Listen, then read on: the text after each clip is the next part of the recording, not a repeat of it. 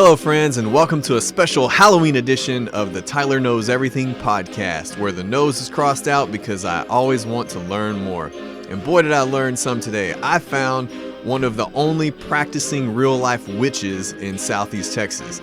And we talked about the history of Halloween, the Salem Witch Trials, and what it means to actually be a practicing witch. So enjoy this episode. This episode of the podcast is sponsored by both Brian Sajeri and Ty Kudrain. Thank you so much for supporting the cause and keeping us going here in the studio. Please welcome Tiffany Maloney. Tyler knows everything.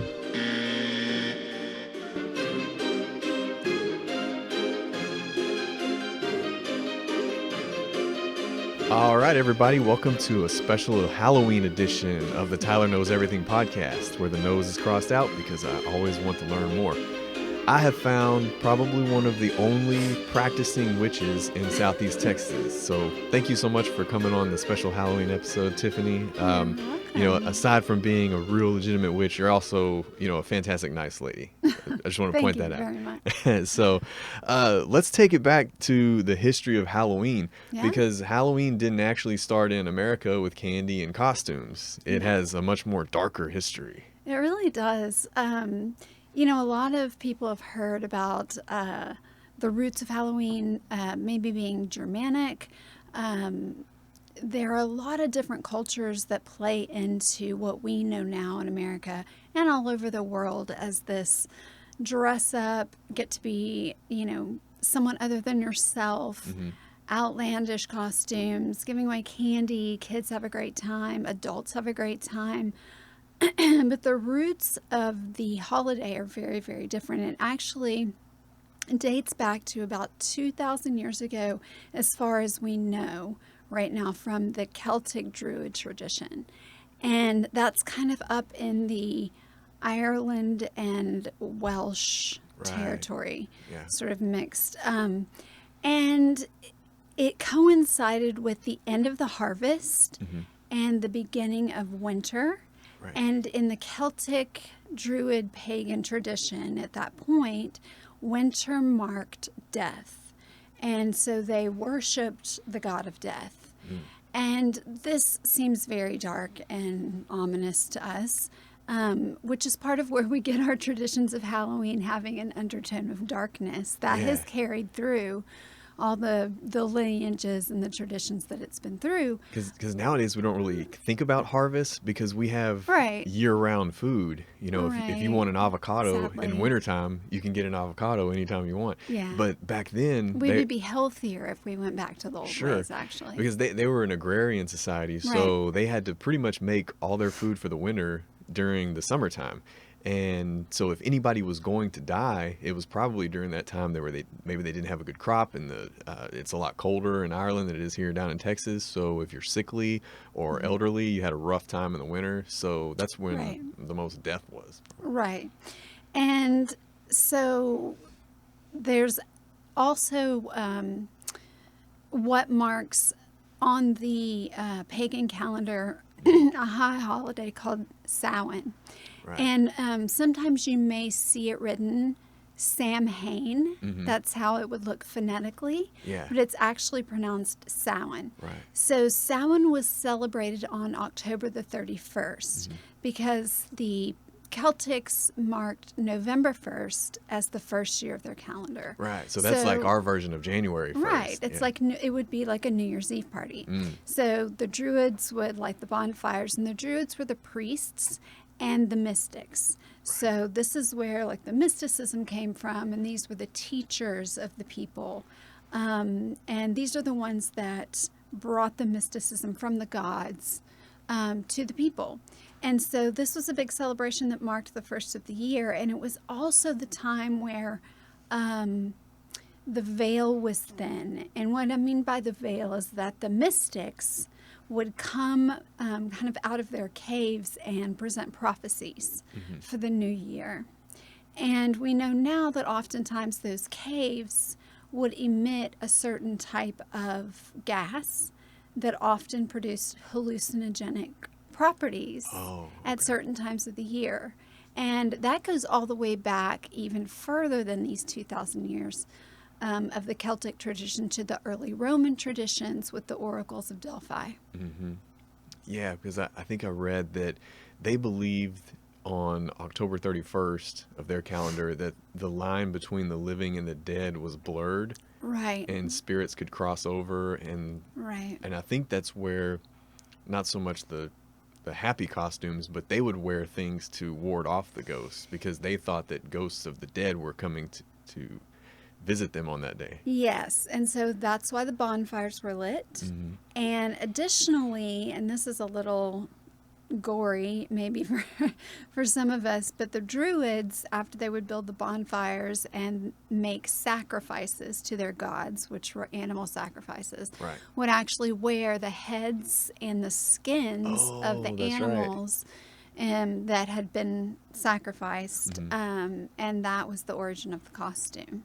Right. So it's a little different now. As you say, I'm wearing my Sabrina costume today. She's my witch of the year. Yeah. So this is a little less gory than... Yeah, because you have several witch, I guess, outfits that you don. I like to choose a witch of the year. Okay. And this year my inspiration is from The Chilling Adventures of Sabrina, which is a great Netflix series that I'm just going to put in a plug for because Yeah, so I what's the love it. background of Sabrina? Sabrina's actually a comic book character from the nice. Archie series. Okay. So, yeah, nice and... Is it the same Sabrina as Sabrina the the Teenage? Teenage Witch Okay. from the 90s TV show? Yeah, yeah. Yes, but give this new series a chance because that TV show was very lighthearted Yeah, and right. really cheesy in a way. No hate to those of you that really liked that series in the 90s, but this one is it's really dark humored and more along the lines of something like Scream Queens or kind of in that genre. So check it out. I Yeah. think you'd like it. My son, he's only 11, and he is so into the horror movie genre. Yeah. All of a sudden, he's fascinated by it. Yeah. And I kind of have to, pick and choose which ones he's going to watch. He loves it. His Halloween costume this year is Pennywise. Oh my God. And he just loves that. I was going to maybe show him some of the Michael Myers movies and start that. He wants to watch Friday the 13th with Jason. I cannot imagine because at 11, there was this one movie, and if I could get my hands on it, or if somebody out there in the whatever this is verse could get their hands on a digital whatever copy of The Watcher in the Woods. Oh, yeah. It is a Disney movie. I did not realize it was a Disney movie, but Disney messed us up as kids. There They were did. some scary movies, and The Watcher in the Woods was so terrifying to me until I was probably about 12 years old, and then I never watched it again. Oh, wow. But I want to see it again as an adult to see if it is really as terrifying as I remember. Yeah. But I can't find it anywhere. Yeah. Another one that I watched with my son that I was a big fan of was the Wes Craven Scream series. But I took him back to the original first Scream, and he thought that was cool because he has one of the Scream masks. So it was kind of like he got to see the character running around. At 11, Disney was scary enough for me. Yeah. Yeah. I just got brave enough to watch all of The Shining the other day. So, big yeah. bad witches are a myth.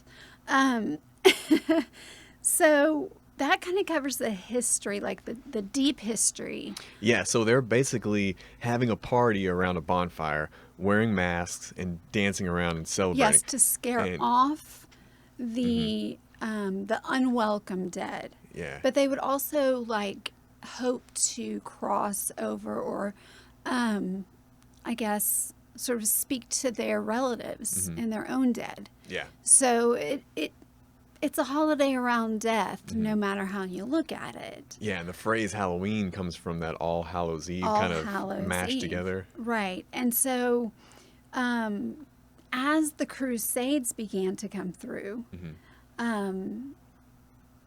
you see the influence of Christianity and how their traditions get gradually forced.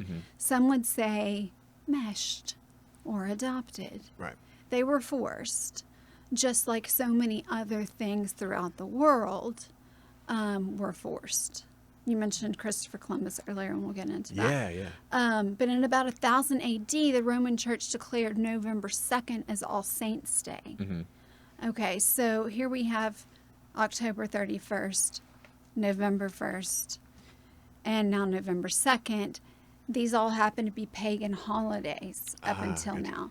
So now we have All Souls Day, and the church wants this to be to, quote, honor the dead. Yeah, it was one of the popes. Right. Yeah, I think it was the 8th century Pope Gregory the Third Right. designated November 1st as the time to honor all saints, and then soon All Saints Day was incorporated into those traditions. Well, and it was really an attempt to replace a pagan traditional rite. So it's kind of like a war on Halloween. It was a war on pagans. Oh, okay. As the Crusades were. So this was a way to allow those that were still pagans at heart but had converted so as to avoid death, a way to still celebrate around the time of their traditions, but in a Christian way. And so then it's when the Americans were, or when the United States of America was becoming, the 13 colonies, we had a lot of Irish immigrants, Scottish immigrants, and they still remembered some of those Celtic traditions. Yeah. But then it got totally Americanized in such a monetization fashion, of course, with as you would imagine for Americans. And over time, Halloween kind of evolved into a day of activities, trick-or-treating, carving jack-o'-lanterns, which was symbolic of the old lanterns. Bonfires. Yeah. And festive gatherings, donning the costumes, and eating treats. And I looked up the top 5 costumes for children of this year and the top 5 costumes for adult this year. So the top 5 for children were: number 1 was a princess, number 2 superhero, number 3 was specifically Spider-Man, one of the superheroes, and then number 4 was any Avengers character excluding Spider-Man because he was kind of a standalone, and then number 5 was Batman. So who doesn't want to be a princess or a superhero? Yeah, exactly. But what I would love to see is a girl as a superhero. And I think we saw a lot of Captain Marvel outfits this year. So and Wonder Woman came out 2 years ago. And then the top 5 for adults, guess what was number 1? Oh, Witch. Witch, of course. So number 1 was Witch. Probably for a lot of the adult parties, the sexy witch, you think? Oh, God. And then number 2 was Vampire, which is also really cool for... I could do a whole nother show with you on vampires. Yeah, vampires are very fascinating for a male or a woman costume because they were often together because they couldn't date mortals or be with mortals. Yeah, let's do a show on that. When Twilight first came out, I'm not a reader, but I love movies. I'll go see all the movies. I just don't read the books as much, Game of Thrones or Lord of the Rings. Anything that has a movie or a book, I'm going to watch the movie. But my kids were young whenever Twilight was coming out. And so I'd always get them, hey, go invite your friends and let's go see Twilight. And pretend like I'm being the good dad. I'm taking them. I wanted to see it. Yeah, because it's vampires. You were really the Twilight. Yeah, it's vampires, it's werewolves. They're basically superheroes, fighting against each other. It's good, and you have the love story mixed in, but whatever. I'm watching the action. Hey, so. I will argue anyone that I'm completely obsessed with Twilight. And yeah, it's a great story. Be made fun of to my grave, and I'm completely fine with that. And a totally unique twist on that last one there, where you saw this whole battle play out, and then it turned into a vision and caused them to not want to fight. Let's do a vampire show, because I've got a lot for you on that. Yeah, because you take it back to like Romania and Italy, and they did that with the Volturi in the movie. Yeah, people are going to get irritated. We're getting really we're Twilighting out. So number 3 adult was also superhero. That's pretty much my go-to every year. And I like Norse mythology, so I have all the different versions of Thor. Of course. Yeah. Number 4 was pirate. That's another party costume, I would say. You see a lot of pirates. And then number 5 was zombie. That, zombie movies, zombie TV shows. Yeah, been zombies are popular. big. It's easy to do. Yeah. You just make yourself look dead and wear some ratted clothes. But Halloween retail spending last year in 2018 was $9 billion. Yeah, And I that's, read that Halloween is the most lucrative holiday. yeah. And surprisingly, I read that because it's more affordable than Thanksgiving or Christmas. Christmas is a little bit taxing on parents. You're kind of having to, kids' toys are getting expensive. They're asking for iPads. Halloween's easy. You can get a great costume at Party City for $29.99. Amazon, and then bags of candy. So I think more people are participating in it. Yeah. So it's definitely a economic boost right before Thanksgiving and Christmas. Definitely that. I wanted to go back to one thing. You were talking about the European settlers. Yeah. One thing is that once they made it to America, Halloween was extremely limited at first because of the very rigid Protestant belief systems. Right. Because basically America got started because they were mad at the Catholic Church and they wanted to be Protestant. So Right. America, Well, that's, yeah. So America was full of Protestants at the time. Well, America was full of natives, but Yeah. when the Protestants came, Right. it was because they wanted to break away from the rigidity of the Catholic Church, yes. And the Protestants were very much against anything that had to do with ritual or belief in demons, belief in any sort of holiday that could possibly have to do with worshiping a god or even showing the face of a demon or a false image. So it became very limited in that way. And this was all in New England at the time, the first colonies. And that's what leads us to witches. And Like that segue? That would be Massachusetts. Right? That would be in the Massachusetts colonies. And so when we were talking about vampires, we think of Transylvania, which is more like Romania or Italy. When we think of werewolves, sometimes you think of London or Europe. Yes, but now you're going off the mythological track. But when you hear witches, what's the number one place in America that people think of? Salem. Salem. So let's explore what was going on in Salem in the 1600s. Okay. In the 1600s in Salem, and not just Salem, it's the 12 colonies. Oh, okay. I mean, it's where when I say we, I mean European white settlers, of which my family was one. So I can say we. Yeah. We, as a Protestant people, set up our colonies. They were nice and strict and Bible believing, and anything other than what was believed to be straight from God and straight from the word of this man-written book. Many will freak out when I say that, but it had been rewritten and rewritten and rewritten. And it was like, this is the book. We're going to go by this. Was scary. Specifically women. Women had been persecuted and pressed down and pushed silent for so long, since the pushing away of the divine feminine rule, which happened in, pre-Christian Roman times. So, and that was the time of the goddess and the time of traditional pagan worship. Yeah, more like an enchantment. The women had an enchantment associated with them, right, in the Roman days? In a way, but women, women ran the governments. Yeah. Women were the priestesses. Women had the power. Yeah, and so 1600, it's all men. And it has been Yeah. for thousands of years at this point. Okay. So women were seen as property. Mm-hmm. Women were seen as less than already. And then when you get to the settlers in the Protestant faith, it's even more so. Women are uneducated. Women are considered property. They have no rights.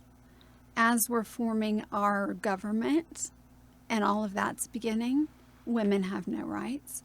So the women of the Protestant settler age were still holding on to the life that they knew as farm women from Europe.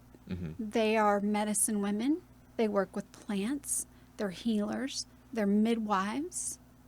They do all the work that women did in the villages of Europe. Oh, okay. However, you have these Protestant men freaking out, saying, we don't know what this is. She healed this woman Ah, gotcha. with plants. You know, this was traditionally women's work. It was set aside and kind of kept away from the men. The men did their men things. Right. Well, now you're living in these very small colonies. And because of this panic of women sort of standing up and being a part of society, there was a threat to men. Yeah. And it goes much deeper than that, much deeper than we have time to talk about. Right. But from the European society and deeper and deeper and deeper into when women were the oracles and the healers and the mystics. And what's interesting about the people, or the women and men who were executed in Salem, is that they weren't witches. Right. Exactly. When we talk about what witchcraft really is, these people were not witches. Yeah, they were just doing normal stuff. Right. And I guess that's where we kind of coined the phrase witch hunt, when you're Right. you're after someone for a illegitimate reason. Exactly. Yeah, because it looks like, I think it was like 80% women that were rounded up and executed. More than 200 people were accused of practicing witchcraft, and 20 were executed, mostly by hanging.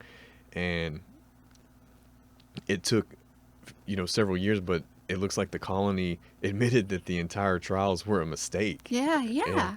I mean, there was a panic that started because of something that was probably medical, like a seizure. Yeah. And then it caught fire, just Yeah. like what happens in the world today. Yeah, because there's tons of people today that have epilepsy or cerebral palsy, and then they see that back then, and they would make up weird things about it. Right, like, probably. a demon possession. Yeah, But- because you don't hear a lot about demon possessions today, but you hear a ton about it back then, and it was probably epileptic disease seizures. or something. Yeah. Right. But, what happened was there was so much fear based from the holdover of Catholicism that, if there's any signs of something miraculous happening by anyone, a female certainly, Right. Yeah. it's from the devil. Yeah, and That's the devil's work. And it may have just been science. It was Premature probably science, yeah. just plants. Or, right, healing properties It's of healing. homeopathic healing. Exactly that. Yeah.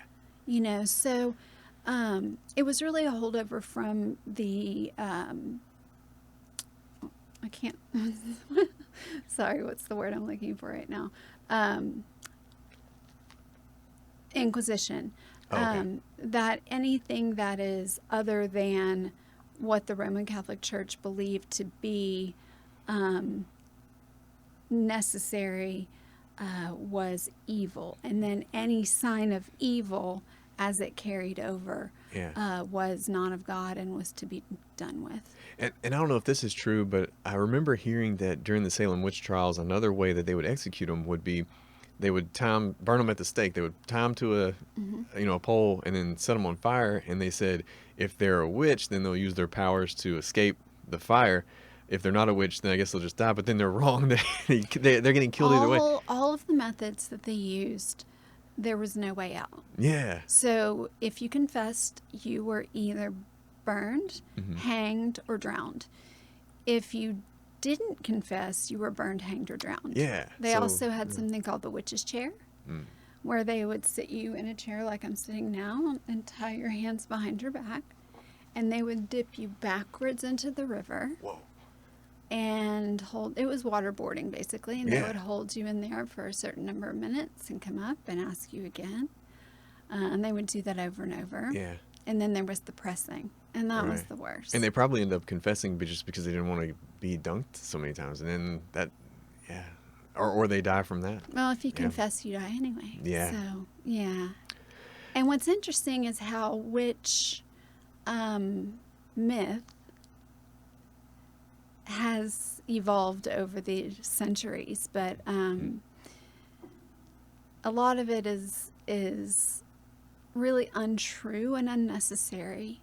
And actually, what's interesting, if you go to Salem, of course, there's a lot of witch kitschiness there, but the trials and the hangings and everything didn't actually happen in Salem. It happened in Danvers, which is just Oh, right. like a Okay. county away. Mm-hmm. Yeah. But I guess it's big for tourism now. Oh, absolutely. Similar to Roswell, New Mexico. Yeah, You and know, it's it has- beautiful, and a lot of yeah. things did happen there, and there's museums where you can go and learn, and yeah, it's a great place to Yeah, it's part of the history, things that actually happened that are important. So how does the winter solstice and the summer solstice play into the My favorite topic. yeah, we're coming up on winter solstice in a couple months. Right. December 21st. Is usually known as the first day of winter. The shortest day is and if you calculate the amount of daylight hours, that would be when the sun is lowest at noon. So it would be the shortest day of the year.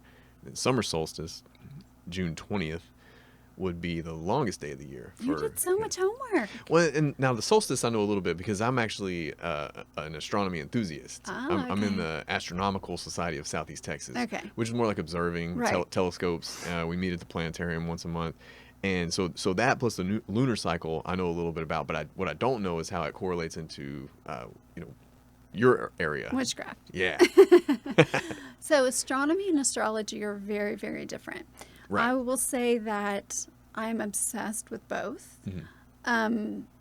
Astronomy, what you are interested in, is what I'm obsessed more with, which is the movement of the planets and how they're aligned and what stars are, and the universe in general, and quantum physics fascinates me. Right. Love it. Astrology, I have no idea what to do with it. Yeah. I have good friends that are astrologers, and they will do these amazing maps, and your moon is in Leo, and you Yeah. know all these things, and I'm like, are you speaking Latin? Because I don't get it. Yeah, so as an astronomer, I have some jokes about astrology, as you can imagine. And here's what I tell people is I have there's a speech that I give about how your life correlates with the universe in more of a scientific way.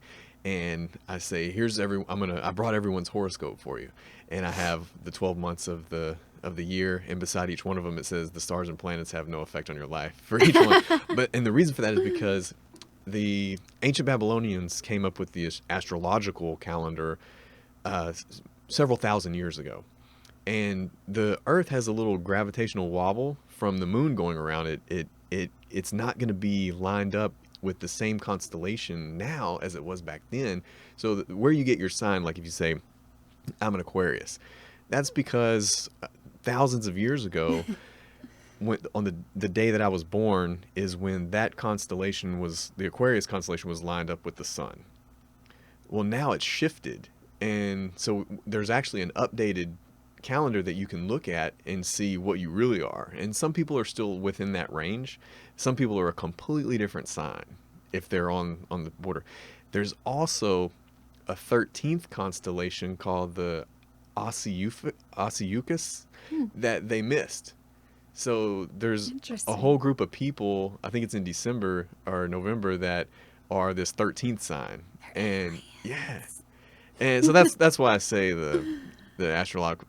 I don't pay attention to the astrological signs. Yeah. And also because of coincidences. If you read enough stuff, they're so vague that all those Yeah. coincidences are probably. And a lot of people use it to justify their behavior. Like say if you're jealous, well, we're all jealous. Or Right. if you're hard to get along with, or you're mean or possessive, and we Yeah. all have those tendencies at some point. No, I mean, And I think there's some fascinating things out there, but that's not my jam at all. But what are some important things about the solstice that mark a Okay. special occasion for you? Well, today's a new moon. So that's when the moon, from our perspective, we can't see it. It looks like the Right. moon is gone. The moon is still there. We're on the dark side. Yeah. So, from a witchcraft perspective, or from a moon magic perspective, which I work mostly with moon magic. Okay. So, a new moon is a time of possibility. So, your full moon is a time of release. If you think of the moon as a vessel, like a bowl, I always kind of imagine like a beautiful chalice when I'm doing moon work. In fact, I use an actual beautiful chalice when I'm doing moon work. But if you think of this chalice, and during a new moon, it's completely empty. So everything that you filled the chalice with on that full moon was intention and purpose and what you want to bring into your life. And I'll get into a second what magic is. And so this is your magic that you've pulled in. Over the course of the moon cycle, from that full moon to the new moon, all those things have hopefully grown. You've given them light. You've given them sacrifice. Some of them have worked and grown so big that they're ready to spill out. Some of them have withered and died. So your new moon is your time of, it's time to manifest. Because at your full moon, you've spilled all that out. Okay. Okay. So now it's time to call in. You're empty. You're an empty vessel. What do you want to bring into yourself? What energy do you want to call in this next cycle? Positive energy. Okay. So it's as easy as that. Now, what a witch does is shift energy at will. That's a real basic definition of what witchcraft is. I have a little more formal one I'll read you here, but the magic is the magical manipulation of energy to bring about change. I just say it's the ability to shift energy at will is what magic is. So a witch or a mage or a magi, they all mean the same thing, is to shift energy at will. That's your job. Yeah. Or that's what you do. Okay. One of my favorite quotes from Norse mythology, it was Thor. He's talking to people from Earth, and he says, your ancestors called it magic, or no, your ancestors called it magic. You call it science. He's from a place where they're one and the same. Exactly. And they very much are. It's alchemy. You Yeah, know? turning the lead into gold. Yeah, it really is that. And there's a lot of actual alchemy that happens in high magic. Yeah, and I like the bowl metaphor because we have a new moon now, so the moon is going to be waxing, which is increasing. Gaining energy. It'll go from waxing crescent to first quarter, and then the waning would be the decreasing. Right. What just happened now. We went Right. from waning to new moon. So at solstice, everything stands still. So like you were saying, it's the darkest day. It's only the darkest day for one moment of that day, because then we start to get into the dark days where there's more darkness than there is light. Right. The word solstice actually means to stand still. So in solstice, you have equal parts light and day. So the day after will be the darkest day. But on solstice, what we celebrate is equality. And from a pagan or a magical perspective, or neo-pagan Wiccan, witch perspective is the bringing together of the divine masculine and the divine feminine in equal parts. Mm-hmm. So that's a celebration. Yeah. I get really bummed out when daylight savings time ends. Which one do you prefer? I really think we shouldn't have it. I don't think we should either. I actually, because I dabble in politics too, and one of my resolutions 2 years ago from the county to the state convention was to have Texas remain in daylight savings time year round. So what we're in right now, we would just stay on. November. We wouldn't fall back. We would just stay with what we were, because most people typically are working 9 to 5. Yeah. They would like a little bit of something. It's just depressing to me when you get off work at 5 and it's already dark and Yeah. you have no recreation hours of daylight. You might have been in your office the whole day. Yeah. No, this And- is nice where it is right now. Yeah, so that's what I would prefer. If they end up doing away with the time change, I'm hoping that it wouldn't be year-round the other way, standard time. And there's states that do that. Arizona doesn't have the switch of daylight savings time. Hawaii doesn't have it. Of course, Hawaii is so far in a different time zone that they kind of do their own thing anyways. Yeah. But- I think it's bad for your body. Yeah, it's terrible for your circadian rhythms. I mean, Yeah. it's kind of like getting jet lag in a way. Mhm. I mean, not as severe, but Well, speaking of merging science and magic with the lunar cycle, before we recorded, I mentioned the Christopher Columbus story. So, yes. so we just had Columbus Day. A lot of people want to do away with Columbus Day. He did some, he was a pretty bad guy with some of the stuff he did. He modernized trade and paved the way for a lot of immigrants to get here, probably for you and I and our family. But along the way, he did some shady stuff. So one thing that he did was he had to have enough food to sail across the Atlantic Ocean and get here. Then he was out. Him and his men pretty much ate everything. So they had to... it may be because they got lost. Several times, yeah. And they needed the natives' crops in order to get back. So they didn't really want to willingly give up their crops. And he knew that if he didn't have their crops to go back, they wouldn't have enough food to make it back to Spain.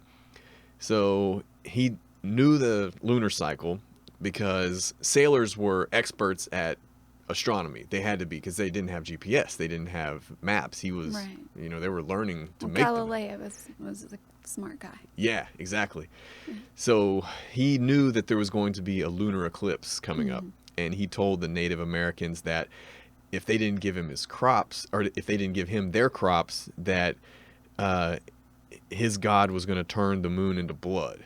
And so, sure enough, the lunar eclipse came. The moon looks red because the Earth is passing in front of the sun and the light's going around it in our atmosphere, just like a sunset. So when the sun's low on the horizon, it's passing through all the particulates in the atmosphere, it looks red, orange. Same thing. That red, the red spectrum of light is projected on the moon, Right. instead of what we see at night with a full moon with the bright, the white spectrum. So the moon turns red, the natives freak out, they give him the crops, he goes back to Spain. So he used that combination of science and magic to, put one over on them. I want to check your sources. For the lunar eclipse? No, for Oh. that story. Oh, for that story? One of my favorite astrophysicists, Neil deGrasse Tyson, Yeah. he's not a Columbus fan.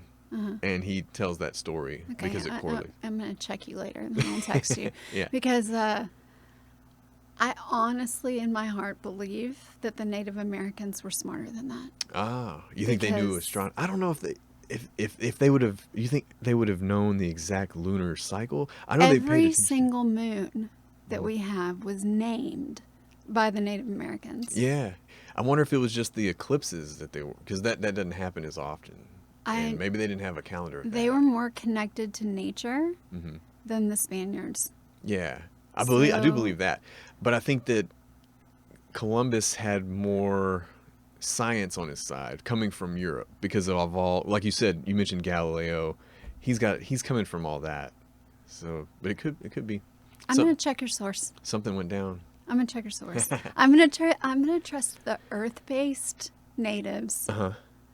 over the science on this one. Another interesting fact that Neil deGrasse Tyson talks about is if we would have left the Native Americans alone, because that was basically when we think that the Native Americans migrated through the land bridge, like where the Eskimos were. There used to be a land bridge from Alaska and Asia.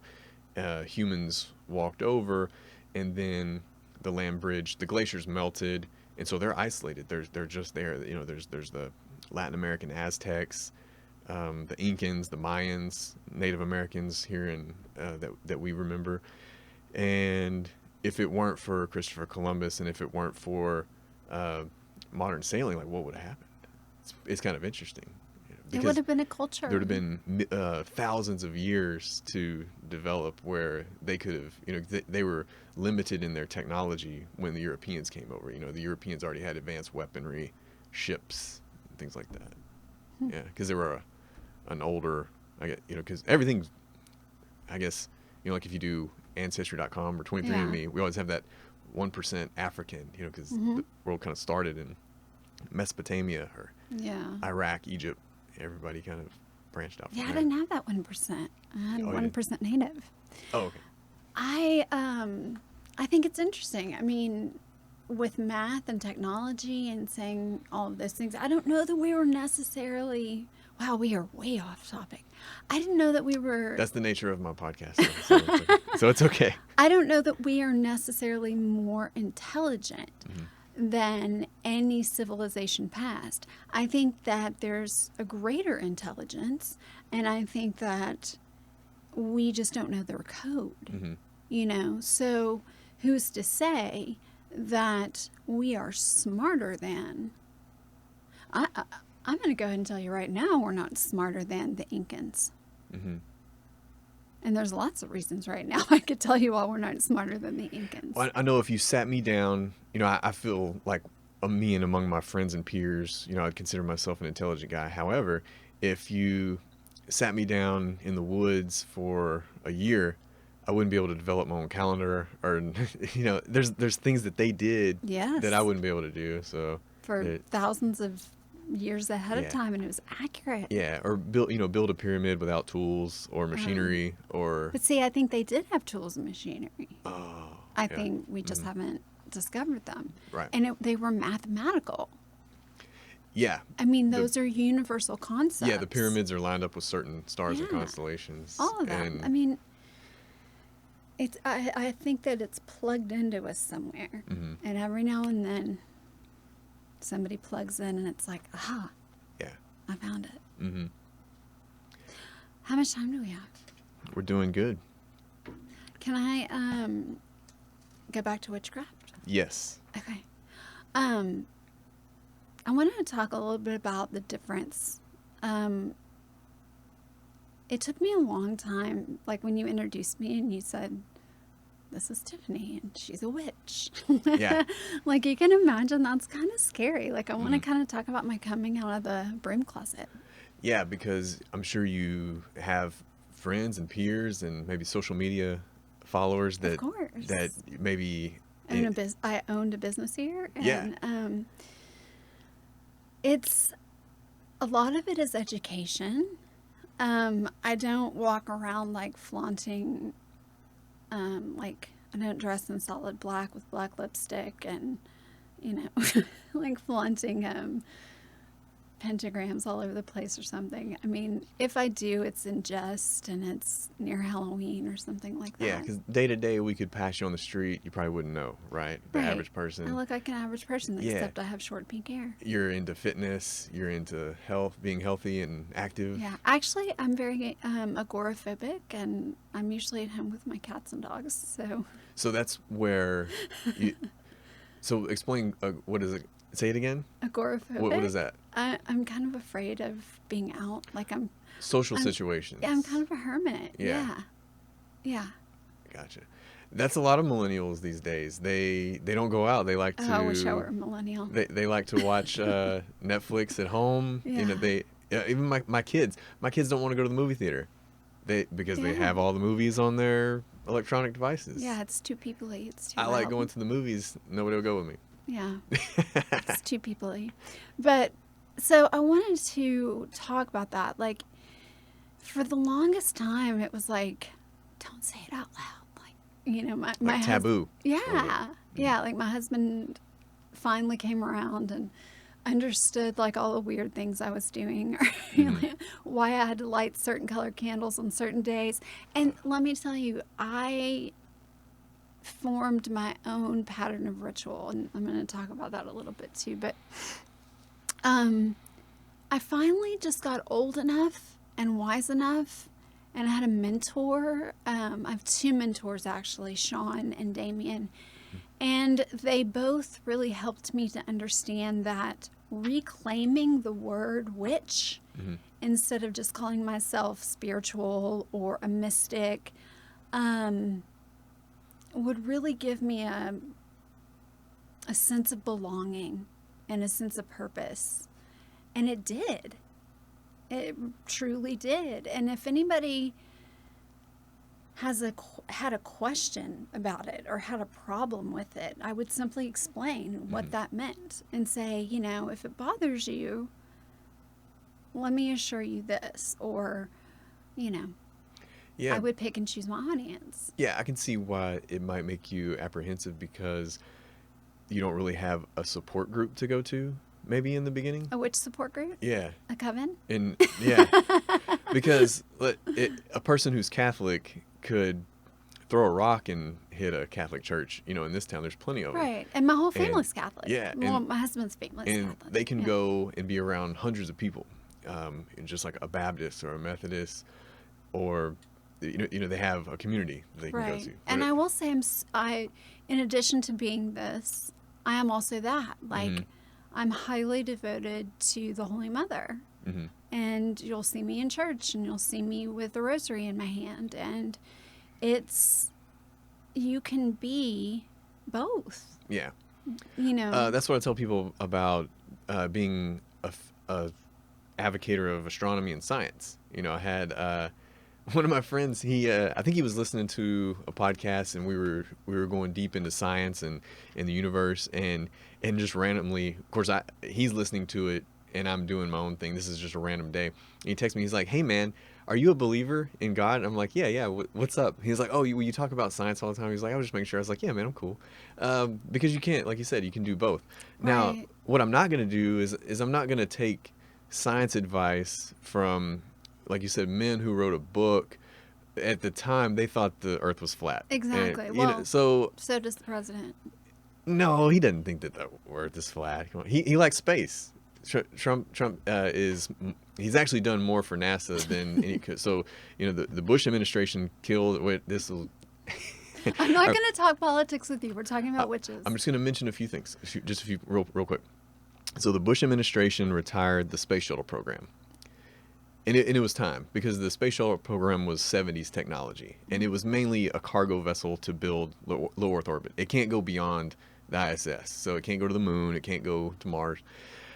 And the Obama administration, surprisingly, didn't care about space travel, like, at all. We had what was called the Constellation program, which was getting us back to the moon, getting us back to the Mars, and then getting us back to Mars, and then the asteroid belt. We wanted to capture an asteroid and harvest the minerals. But that got killed. It was nixed by, and you didn't really hear anything about space or anything significant during the Obama administration. And so I believe we split the atom. Split the atom? Yes. Oh, yeah, private sector did that. Yeah. But we, unfortunately, in order for space travel, you kind of have to have these big government budgets, like for Russia and America going to the moon. But that's where the private sector kind of, you saw Elon Musk and Jeff Bezos and these billionaires that are... We are going so off track. Did someone in the Trump administration claim that the Earth was flat? Yes or no? Oh, I don't know. No, Trump himself, he doesn't think the Earth's flat. There may have been someone in there. Yes, there was. And it was like a scientist. I'm looking for a flat earther that I can debate on the podcast one day. That would be so good. Yeah. Okay. But yeah, so here's what I'm going into for the year 2020. Okay. Right now, there are only six humans in space right now, and we're coming up on year 2020, and those 6 humans are the same height as a direct TV satellite. I'm upset. That's all we have. Okay. We'll get humans to space someday. Yeah. Back to witches. Yes. Okay. Most people, and I hate using that generalization, but most people that I encounter when they hear the word witch. Now, I have a lot of friends in a different sector who hear the word witch and they're like, awesome, I love you, come heal me with your crystals. Yeah. And that's great. But where we are, you hear the word witch and you immediately are like, you come from the devil. Yeah, we're in the Bible Belt, and Right, so they like, think devil worship. You worship the devil, and yeah. No, That's not the case. that's not the case Okay. at all. There are several sectors of what people call witch, and oftentimes when you hear witch, you think Wicca. Mm-hmm. So I wanted to clear that up. And witchcraft is not a religion, Right. first and foremost. You can be a Catholic and be a witch. Mm-hmm. You can be a Buddhist and be a witch. Wicca is a religion. Oh. Okay. So if you are Wiccan and practicing Wicca, that's a religion. Because I've heard the phrase Wiccan, so that's something Right. different. And most people, when they kind of dabble in witchcraft, they kind of get into it in their late teens, early 20s, and it's like they see some stuff on TV or they watch a movie. They pick up some books at the occult store, Mm-hmm. and they start dabbling. And that's Wicca. Mm. And it's harmless. It's a nature-based religion. And it was founded by a guy named Gerald Gardner in the 1960s. And it was kind of a branch of neo-paganism. Okay. So they're following the old gods and worshiping the earth. Mm. So there are no, there's no spells. Yeah. There's no energy work. It's just Mother Earth, Father Sun, the powers of water, the powers of air, Oh, like the elements. like the elements. So where do the spells come in? Where did they come from? The spells Wicca can use some spells, Mhm. but they're not calling in energy. Okay. They're not shifting energy at will. Mm-hmm. Okay, so it's an earth-based religion. And I think energy is very important. For myself, you could probably explain maybe a correlation in witchcraft, but for me, I don't get sick very often because I have a lot of positive energy. I'm all, even if I do get sick, I don't really acknowledge it. I just go on about my day. I'm still going to work out. I'm maybe increase my caffeine a little bit. But I have so much positive energy that you can definitely make yourself sick with stress. Oh, of course. And stress is very negative energy. I think that stress raises cortisol biologically, and that's going to reduce your immune system, and then you're going to get a cold, or you're going to get the flu because you turn negative energy into stress, into hormone cortisol, and it's that cycle. Yes. Yeah. That's And why so- yoga's so good for you. Yeah, so I'm always in a good mood, and I guess maybe now I don't do yoga. I want to do more yoga because a lot of athletes do it, and maybe especially the hot yoga too. But Yeah. but yoga people or yogis are usually happy, right? Wouldn't you say? Yes. And so they have a lot of that positive energy. Calm. Yeah, even they're not going up and down. They're not getting real mad and having road rage, and then getting depressed and anxious. They're kind of Right. even. Yeah. If that's a good way to explain my version of energy. Yeah. Exactly. Energy is energy. It's not created or destroyed. It is. Uh-huh. And it just shifts form. And again, magic is shifting energy at will. So if I can walk into a room and the energy immediately shifts, that's magic. I'm doing magic. Yeah. And I have to specifically do it.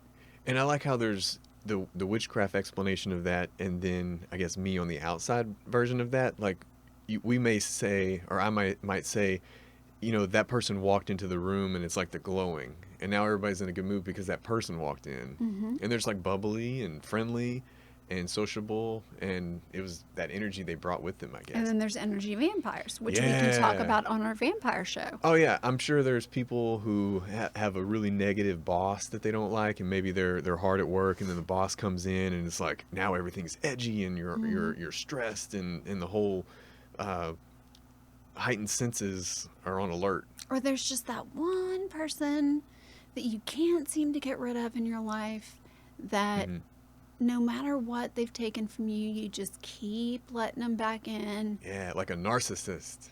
Yeah, like you just keep, they've taken so much. And as many times as you've said, never again, you keep giving them just a little bit more. What do you think about the correlation between a full moon and behavior? Oh, goodness gracious. Personally, for me, on a full moon, I feel very scattered. Like I'm being pulled in 100 different directions. I get very hyper. I get, my thoughts are scattered. I can't keep it together. I don't sleep well. I think it affects everyone else. I think it affects everyone differently. What do you think the science explanation would be for that? It's gravitational pull. It's simple. Yeah. It's we're mostly water, and the gravitational pull of the Earth from the moon pulls the water. Right. So, it's tidal. Yeah. So the Earth has these tidal bulges. So it's the combination of the sun and the moon are pulling the oceans almost like an oval bulge, and then the Earth rotates into that bulge, in and out. So and yeah, we were mostly water. We've got fluid in our brains, fluid in our ears.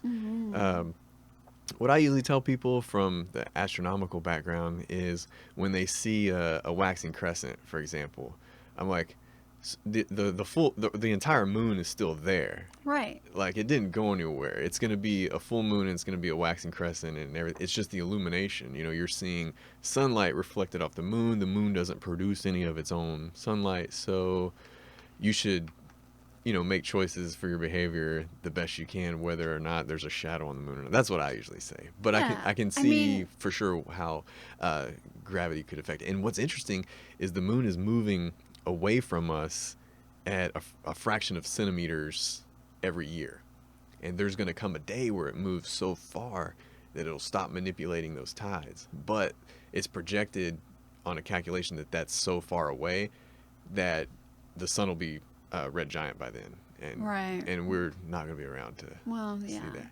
If things don't change soon, we're not going to be around much longer anyway. You're nervous about that? Yeah. Of course. I sleep next to a... if you're not nervous about it, you're crazy. I sleep next to a Himalayan salt rock lamp. Yeah. Purifies the air really well. What do you do any other type of crystals or... Yes, I have crystals. That's one thing I was going to tell you. In the kind of magic I practice, which is just traditional magic. It comes from a long line of European ancestors, mixed with the Crowley method. And yes, so crystals can be used, different types of crystals, to change the molecular structure of things.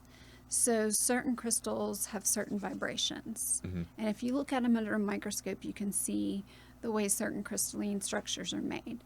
And each crystalline structure has a different vibration, and you can actually hear it under a very, very, very specific type of instrument.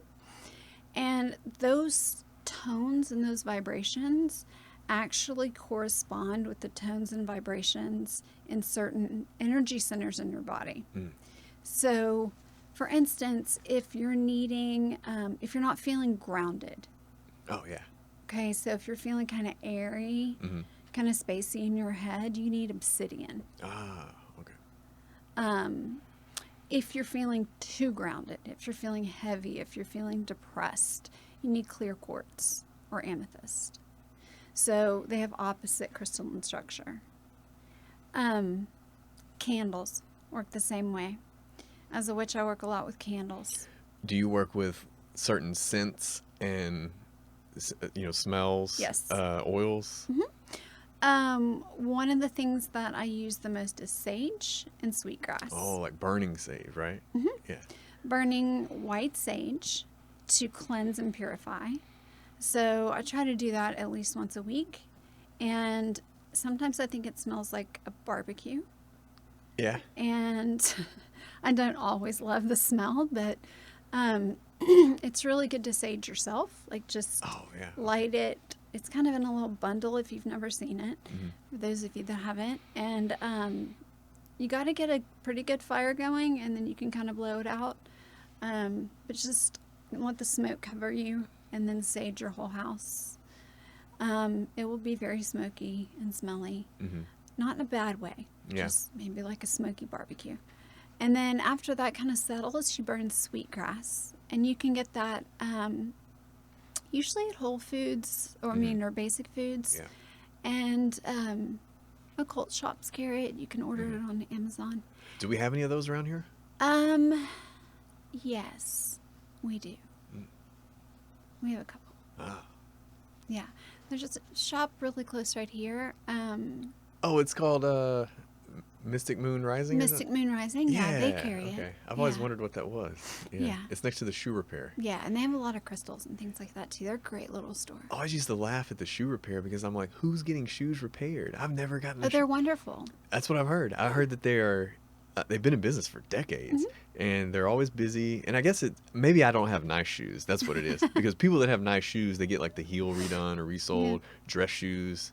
I'm wearing Converse Chucks right now, so I'm not going to get those repaired. I'm going to throw them away, and I'm going to go get a new one. Get that one really good pair. Yeah, so right next to the shoe repair. That's right. Yeah. I take elderberry every day for That's wonderful. I for need immunity. that right now. Yeah. My third is like... So far, I've never had the flu. 37 years old. I've never had the flu shot. Now, I'm not an anti-vaxxer. Vaccines are good. There's vaccines that have eradicated. Vaccines are very good. Yeah. Please vaccinate your children. But the flu shot is not a vaccine. The flu shot is more of like a shot in the dark. It is. I'm going to agree with you on that. And going back to that positive energy, my immunity is always really high. And I don't really have to worry about, when the weather changes, I do get a cold. Yeah. It just doesn't knock me down. That's kind of going on with me right now. A little bit. Or if I travel somewhere that's different humidity, like the desert. We live down here, hot, humid. My body really likes hot and humid. It doesn't like hot and dry. It doesn't like cold at all. I almost never go on a wintertime vacation like skiing or something. It's always to the beach. Yeah. And I went to New York a couple years ago between Christmas and Thanksgiving, or between Thanksgiving, or no, Christmas and New Year's. So it was like December 30th. And it was the coldest I've ever felt in my life. Like it hurt in my bones. And I had on like a lot of layers of clothes, but I didn't have the right type of clothes like they have, like with the fur and the down. I was just wearing like stuff I wore down here, but more of it. It's different. Yeah, and so my body's not. And if I lived up there or moved there, I would probably get sick a lot more. But my body's kind of acclimated to Southeast Texas, I guess.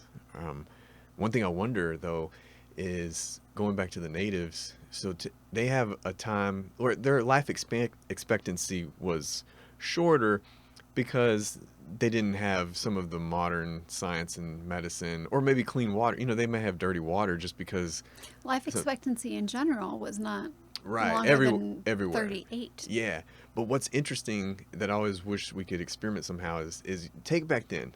They've got pretty much zero pollution in the whole world, except for like burning a fire or cooking your food. That's it. I mean, they've got zero emissions.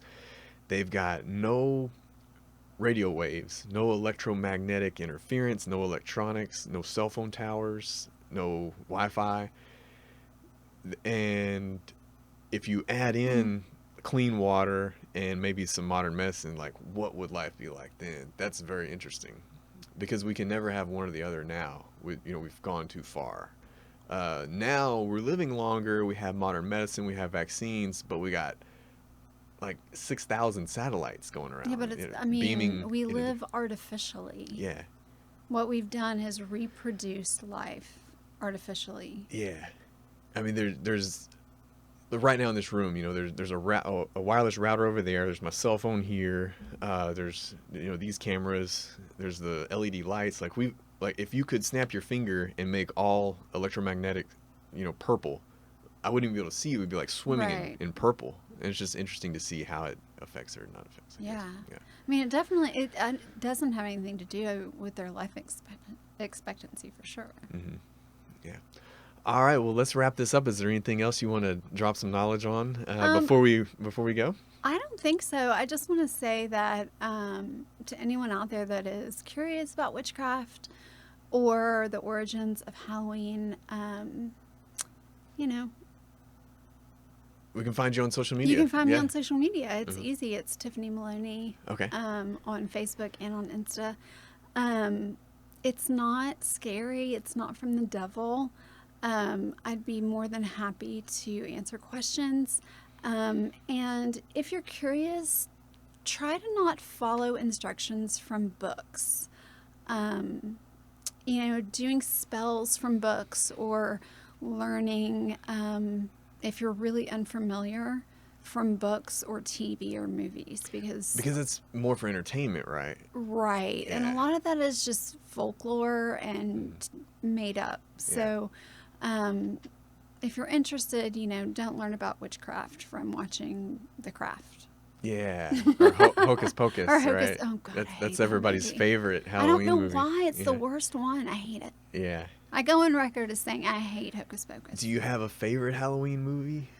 Oh, yes. If you I can- mean, Nightmare Before Christmas is my favorite Halloween movie. Okay. But my favorite witch movie? Yeah. I don't know, but a favorite witch? Mm-hmm.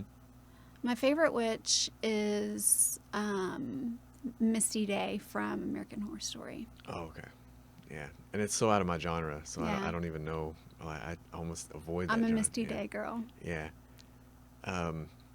All right. Well, we're gonna drop this maybe on what would you call the day before Halloween? It's like All Hallows Eve. We're gonna drop this the day before Halloween. Give everybody a chance to listen to it. Let's just say Halloween Eve. Yeah. I normally release an episode every Saturday, but this is a special occasion. We got to get it out on the last day of the harvest. Yeah. Yeah. Hallows Eve. Mm-hmm. All right. Thanks so much for coming. You're welcome back anytime. We definitely got to Thank do you. a vampire episode. Oh, for sure. And then we'll also I'm also about the homeopathic remedies and keep yourself healthy. We'll talk about that on another episode too. Okay, sounds good. All right. See you guys next time. Thank you.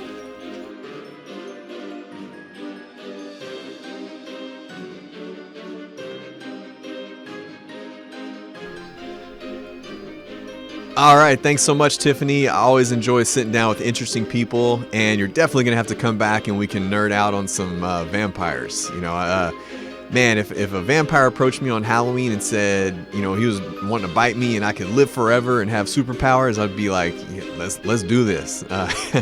But anyways, it was nice to find out the real meaning of witchcraft, and it's not all about, it's not a religion, it's not devil worship, and it's a lot of interesting stuff that I didn't know. So maybe you didn't know either, and maybe it could change your perspective. And, I can't mention enough how nice of a lady Tiffany Maloney is. She definitely cares a lot about people and the environment and animals and everything around us. She's a really great person, and welcome back anytime. All right, well, we'll see you next time on the Tyler Knows Everything podcast, where the nose is crossed out because I always want to learn more. And thank you again to the sponsor of this episode, Brian Sajeri and Ty Kudrain. See you next time.